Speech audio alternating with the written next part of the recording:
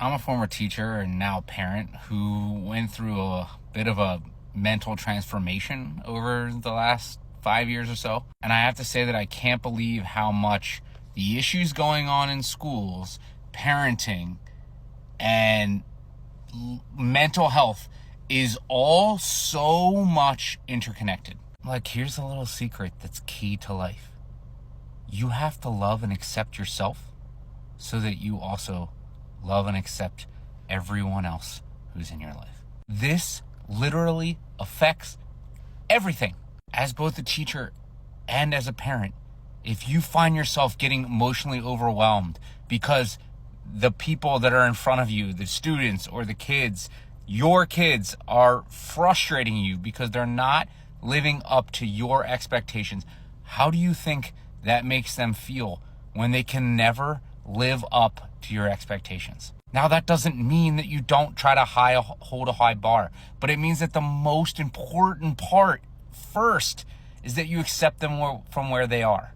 But the problem is that if you don't accept yourself for where you are, then you can't. If you live your life every day to the point where it's like, I need to do this and I need to do that and I should have done this and I should have done that, and oh my gosh, I'm never living up to my own standards, then that is how you are treating everyone else in your life.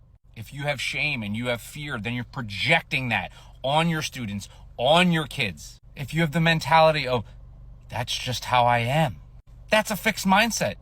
That it means it can't change. You can't change the way that you think, to change the actions that you make. Your life is your habits. Who you are, your personality, is just a collection of all the habits that you do every single day, all the time. And if you can just step away and change or alter those habits, you can literally change who you are. And so can anyone else. But you can't force anyone to change. You have to first accept who you are today, in the present moment. I already can hear the pushback from some parents of being like, but how can you accept them and also hold this high standard? Well, how do you react when they make a mistake? How do you react when you make a mistake? If you're saying, I'm so stupid, if you're saying, I can't do this, that's the same thing you're going to project onto others. At the end of the day, if your emotions go like this on a day-to-day basis, something is not right with you. And at the end of the day, everyone is a hurt person. Everyone has had things in their life that have made them a victim.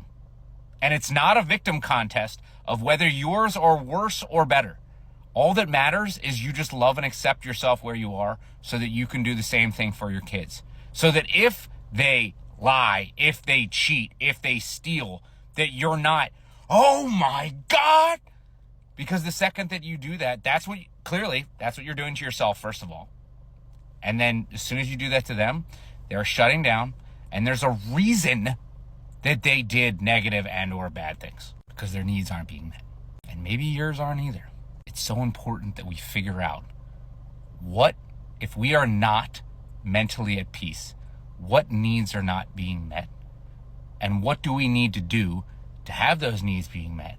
Or what do we need to do to view our needs differently so that maybe it's not that important? And then maybe we can be filled with so much more love and so much more acceptance for both ourselves and for others.